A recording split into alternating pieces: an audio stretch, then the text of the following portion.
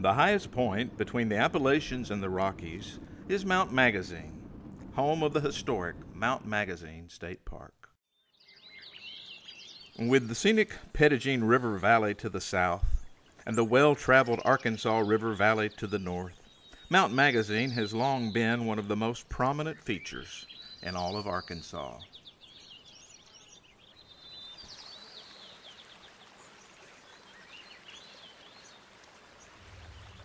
Known for its natural beauty and sweeping, majestic views, Mount Magazine is a sight familiar to almost all Arkansans.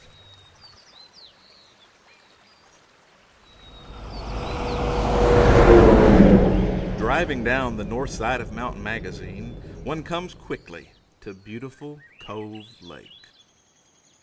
Built in 1935, Cove Lake has also been a popular local destination for generations. Built in 1937 by the Works Progress Administration, the Cove Lake Spillway Bridge is both well preserved and rich in historic significance.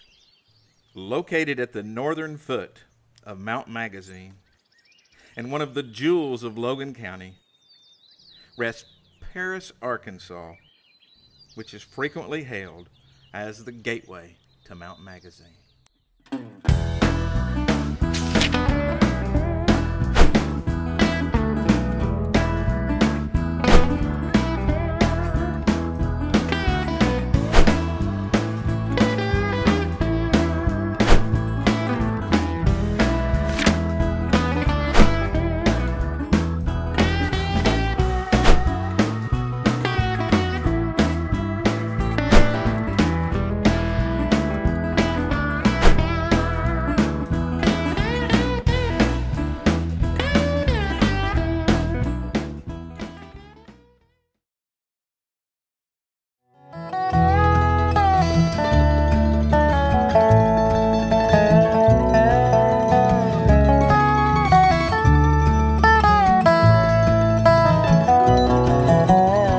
City life just ain't for me. I'm like a boat tossed out at sea. I long to find a distant shore, wandering lost, hoping for more.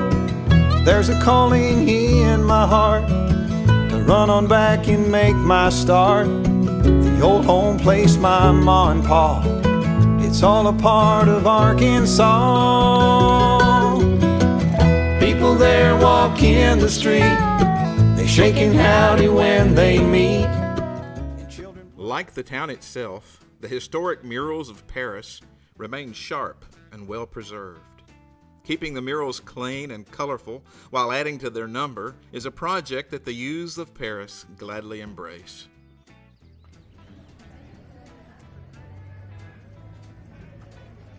My name is Sean, and I helped keep Paris beautiful.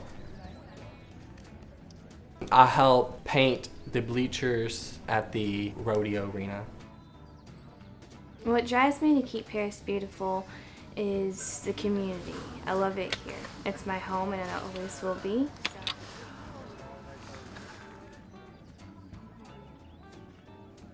Tanya Varnell, the communications director of the Paris School District, planned the 2013 Keep Paris Beautiful Workday in conjunction with the Paris City government. We have several student groups at our schools that get involved in community service projects, from cleaning up litter to hosting programs for our senior citizens. The town spirit of Paris, Arkansas is also demonstrated by how all of the town's age groups and civic organizations remain active and frequently work together toward both one another's benefit and the betterment of the entire town. I'm Daniel Rogers, the mayor of the city of Paris. I run the day-to-day operations of the city. I'm a full-time mayor. Really enjoy it. Love public service. I want to make a difference in our city for my kids, for our grandkids one day. I really want to. I'm young enough too that I can actually live through things we make now, see the progress over time, and help make it a better place for our children. Hello, I'm Linda Hickson. and I'm the Executive Director of the Paris Area Chamber of Commerce. I'm just nuts about Paris, Arkansas, and just try everything that I can do to promote us and get more people to come here. So that's basically what I do. Every town has a senior prom, but when Paris, Arkansas hosts its senior prom, it's not quite like any other. Our king is Elmer Rogers. Every year at the town's Senior Activity Center, the youths of Paris host a senior prom for the town's elderly citizens. Our queen is Miss Betty Mantooth. Miss Mantooth, come forward. The annual senior prom is a festive event looked forward to all year long by both the community's young and old alike. It features a decoratively themed atmosphere, fine food and service, entertainment and dancing, all provided largely by the town's youth. Paris is a community with a very rich church history, and the churches of Paris have a very rich history of community involvement. Paris is home to many active churches, some of which have very deep and long-standing histories within the Paris community. People here, though, have made me feel like a member of the community. They are all very loving to each other and to the community. In 1971, a fire engulfed the Paris Elementary School, and the structure burned to the ground. If this were to occur in today's socio-political climate, millions of tax dollars would be spent on bringing in a large fleet of temporary classroom portables. When this occurred in Paris, Arkansas, however, the churches simply opened up their doors and allowed the school district to hold and maintain classes until a new elementary school could be built. The taxpayer cost of this move? Nothing. We're just all neighbors, and let's work together to have a better Paris and a better future for our city. Not only do these churches have a rich place in the community's history, but each of these churches has a rich history of community involvement. They remain active in meeting the needs of the community today, as is evidenced by outreach programs such as the First Christian Church's drive to feed the community at large. We came up with the Open Doors feeding program. Every Thursday from 5 to 6:30, the doors to our fellowship hall are open to anybody for any reason to come and to share in the food and the fellowship there.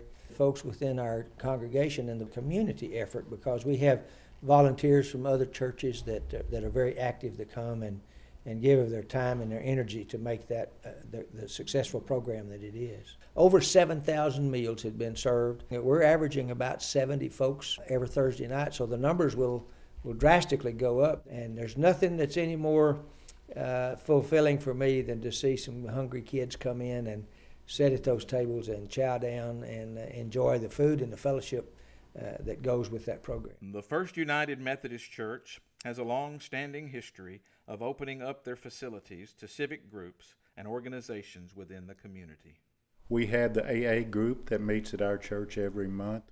We do not charge them. We allow them to come in, and I think it's very important that we support groups like this, because all of us are going to have weaknesses. All of us are going to have trials. That you have your brothers and sisters that stand around you and give you support to get the monkey off your back.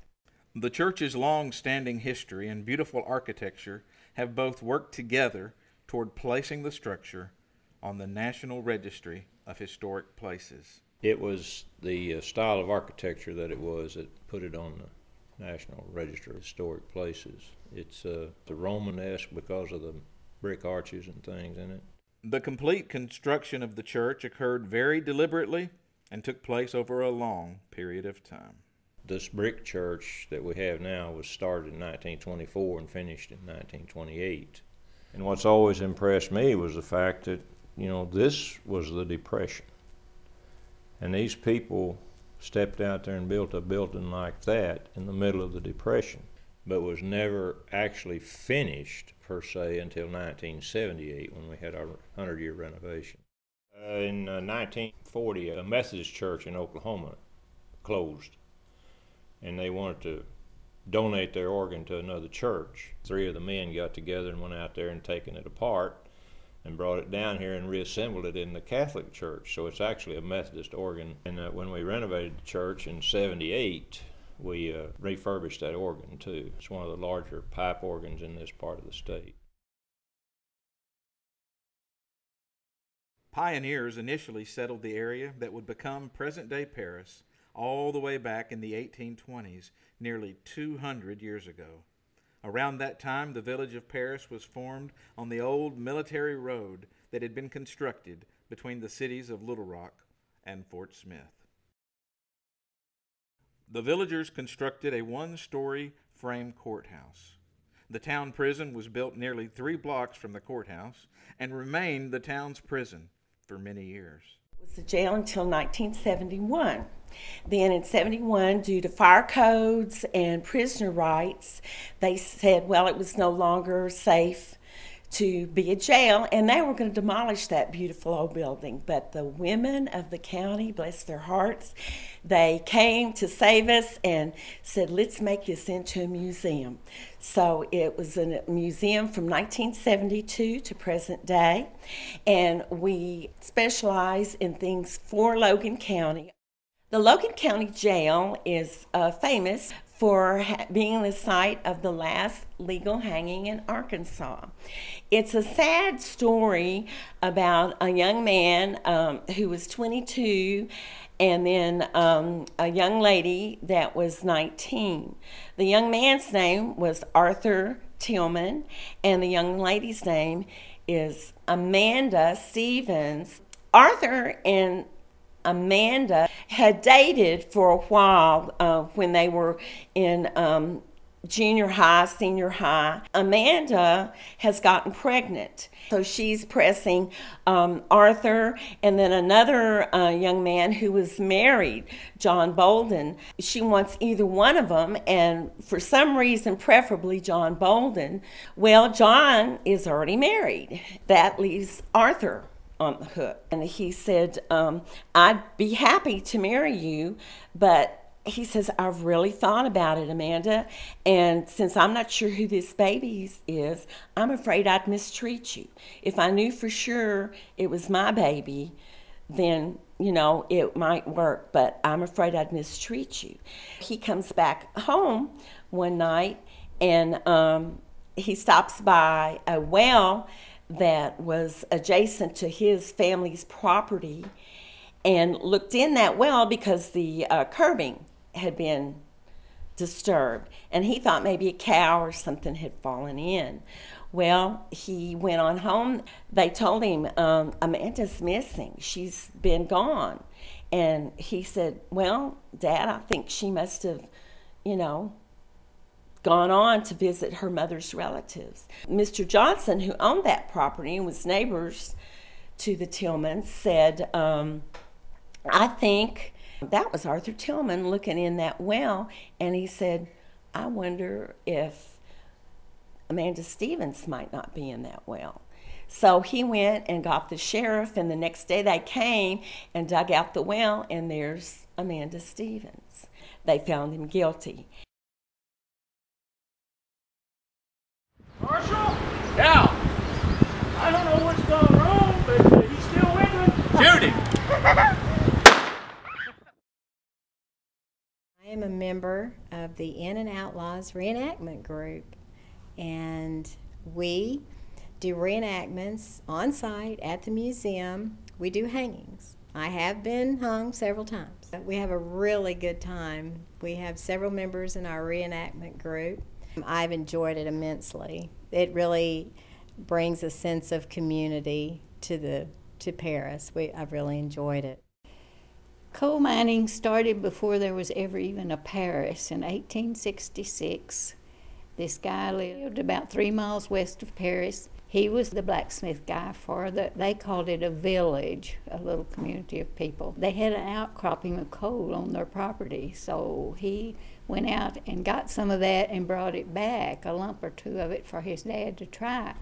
And they found out it was very good. So then he had his dad to make him a pick, and he went out and he dug it and put it in bushel baskets and brought it to his dad. The boy started selling it to people all around, 75 cents a bushel. And then in 1890, George Lump and Angelo Di Giacomo opened the first mine in Paris. That was when the coal industry took off. They had semi-anthracite coal, which is the hottest, cleanest burning coal in the United States. There were about 30 or 40 different mines open at one time, and it employed a lot of people. There were 3,000 and 4,000 miners working at any one time in Paris, and that helped the economy. And this was during the Depression when there was no work for anybody. And the vein of coal was from 17 inches to, if it was 3 foot wide, that was pretty wide. Most of the miners didn't even have room to sit up. They worked laying on their sides and picking. It was low during the Depression, and after the Depression started, and then when the war started, it picked back up. And the peak time was probably in the 30s to the 40s. And then by 58, they were all closed. Opened in 2010, the mission of the Paris-Logan County Coal Miners Memorial and Museum has been to preserve the history of coal mining and honor the thousands of men who worked in the coal mines by providing children and adults free learning experiences in a safe, clean, and inviting environment. The dream of having a coal miners memorial began in about 2004 when we all were meeting, talking about the coal miners, and decided that it would be a wonderful tribute to the coal miners that built the town of Paris if we had a memorial for them. The old 2522 steam engine, that's one of very, very few left in the United States, has been at the city park for several years, and it's getting really run down. Everybody wants it moved to the coal miners' site because that's where the train used to run. Our building is sitting on top of the railroad bed that engine ran millions of tons of coal in and out of Paris, Arkansas. Paris is a town with 3 museums and a 4th in the making. If you ask any of the town's more mature citizens where they were born, they will likely tell you they were born at the old Smith Hospital. I was hatched there some 58 years ago, and that's true of about 8,000 kids, I think, that were born in this hospital. Built in 1910, the Smith Hospital remained in operation until 1972. And I think we've had now 4 generations of Smith family that have practiced medicine here. The hospital is no longer used. We have a new hospital. Everyone knows when we talk about the Paris Hospital exactly where it's located. I live, in fact, on Sanders Street. I always tell people that the reason that's Sanders Street, my mother's name was Sanders, and she was up here so much having kids, they named the street after her. The first insurance policy that was started in Arkansas, and I think in the United States, began here, and it was mostly for the coal miners. The coal miners would have explosions, or rocks would fall on them, and they would be injured, and they would have to stay weeks and sometimes months in the hospital. So they set up a hospital insurance program where they could pay, I think back then it was $1 a week, $1 a month. It was very, very minimal. They and their family could stay here free in the hospital. And the Smith doctors owned 4 coal mines here in Paris. They were some of the earliest investors in coal mines here in Paris. Now listed on the National Registry of Historic Places, the Smith Hospital has been featured on the well-known Abandon Arkansas website. McCowey Winery and Museum, located on State Highway 22 just west of Paris, is dedicated to preserving the history and artifacts of the winemaking tradition in Arkansas. Furthermore, it is the only museum system in the United States that's dedicated to preserving the history of a complete state. I have been making wine since 1955 and started the winery in 1967. They'll see the wines and be able to taste them. They can go through the museum and see artifacts from about 1/3 of the wineries that were in Arkansas. Everything from a 1,600-gallon cask to small bottles. There were 152 wineries in this state. Arkansas wineries have won awards in international competition. They've won awards in Europe. The Cowey Winery and Museum is also the home to the largest collection of bells in the state of Arkansas. With multiple bell towers placed around the property, the Cowey Winery and Museum is home to both the largest bell in Arkansas and the oldest bell. Many years ago, I used to ring the bells at St. Joseph's Church and take care of them when I was 9 up to older when I went to college. And I became fascinated with bells. I decided I was going to build a chapel. I have been an ordained Catholic deacon for 26 years, and I wanted a chapel on my property.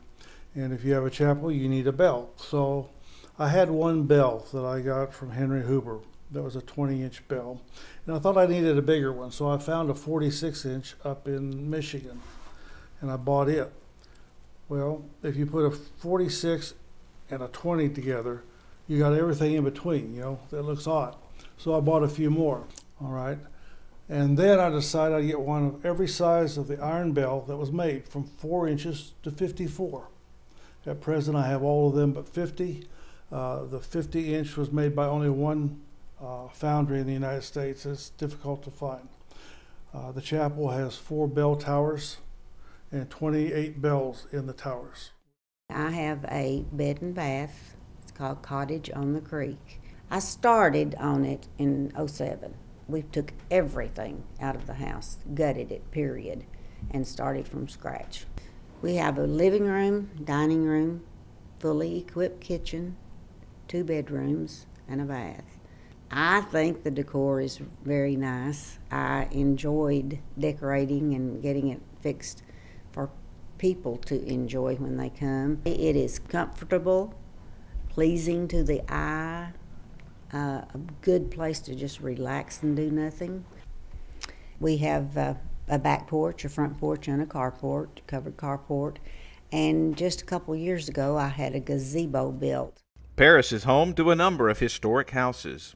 All of these homes have interesting stories behind them, and a number of them continue to have interesting characters living within them. And the Wall House, located near the heart of downtown Paris, most certainly rates very high in both categories. I grew up in the shadow of Wall House, and when it came on the market, I decided to buy it and finish it like I think Charles Wall would have wanted it finished. My understanding that Charles Wall fell in love with a Protestant girl. Her parents threatened to disown her if she married him. Charles was Catholic. He said, "If you'll marry me, I'll build you a house like none other." And she married him, and he did. Started the construction on the wall and the house in 1925. The hill was actually built from mine tailings. They hauled them out from his mine on horse and wagon to fill in behind the wall and actually build the hill. It was an old before and after hill, and he called it Park Hill. I'm back at my roots. I was a poor coal miner's son, grew up in Paris in the shadow of that house, and the Lord blessed me now to be able to buy it and restore it.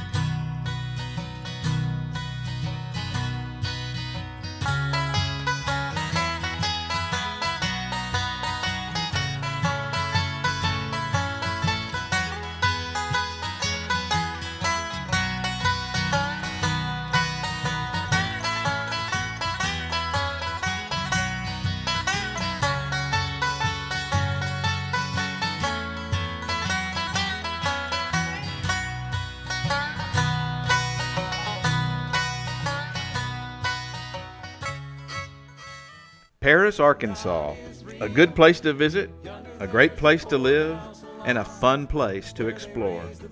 The history of Paris lives on, the future of Paris remains brilliant, and the Paris of present day is beautiful. So much to see, so much to do, and it's all right here in the heart of Arkansas, waiting for you. The people are friendly, the town is inviting, and the scenery is breathtaking. Come for a visit, stay for a day, and remember it for a lifetime. Arkansas.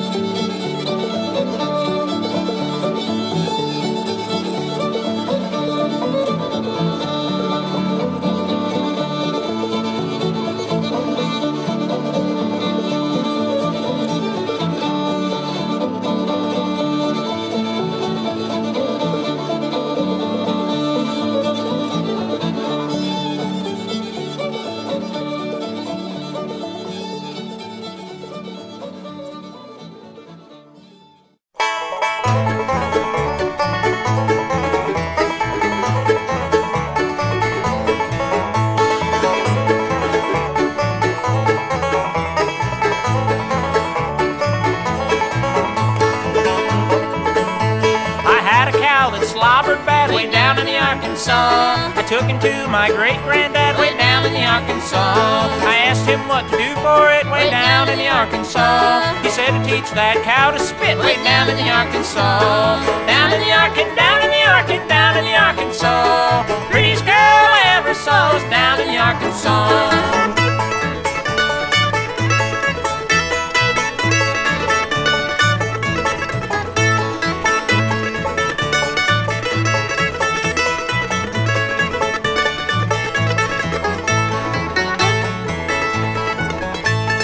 When I was a little lad, way down Arkansas. My mom got married to my dad way down in the Arkansas. Gram got mad and cussed a while way down in the Arkansas. Till Grandpa said it's the latest style way down in the Arkansas. Down in the Arkansas, down in the Arkansas, down in the Arkansas. Prettiest girl I ever saw was down in the Arkansas.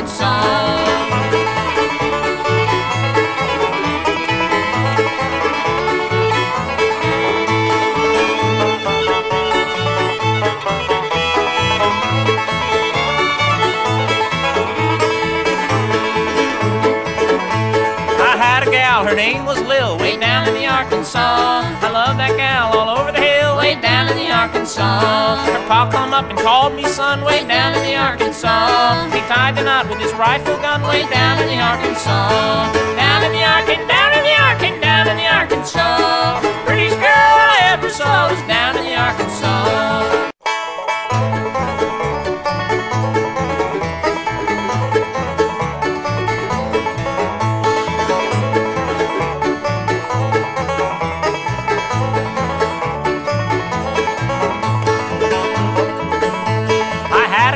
Slobbered bad way down in the Arkansas. I took him to my great-granddad way down in the Arkansas. I asked him what to do for it way down in the Arkansas. He said to teach that cow to spit way down in the Arkansas. Down in the Arkansas, down in the Arkansas, down in the Arkansas. Prettiest girl I ever saw was down in the Arkansas.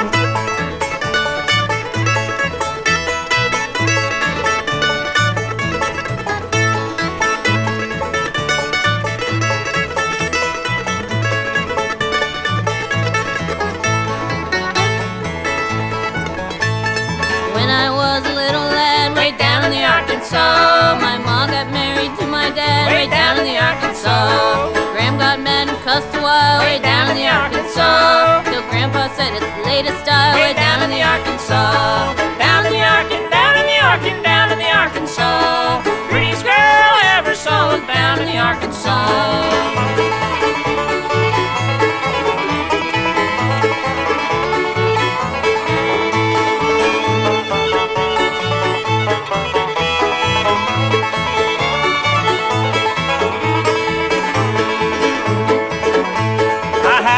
Her name was Lil, way down in the Arkansas. I love that gal all over the hill, way down in the Arkansas. Her pa come up and called me son, way down in the Arkansas. He tied the knot with his rifle gun, way down in the Arkansas. Down in the Arkansas, down in the Arkansas, down in the Arkansas. Prettiest girl I ever saw was down in the Arkansas.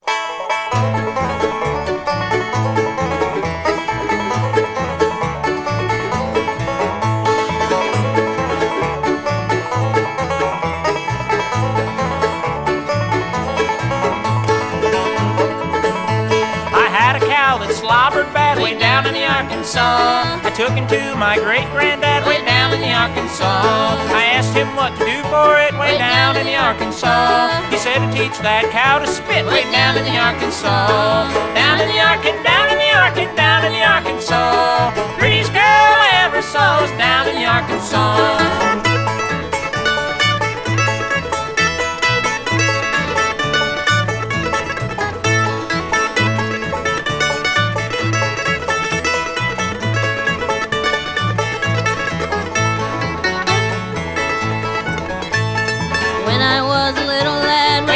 Arkansas. My mom got married to my dad way down in the Arkansas. Gram got mad and cussed a while way down in the Arkansas. Till Grandpa said it's the latest style way down in the Arkansas. Down in the Arkansas, down in the Arkansas, down in the Arkansas. Prettiest girl I ever saw was down in the Arkansas.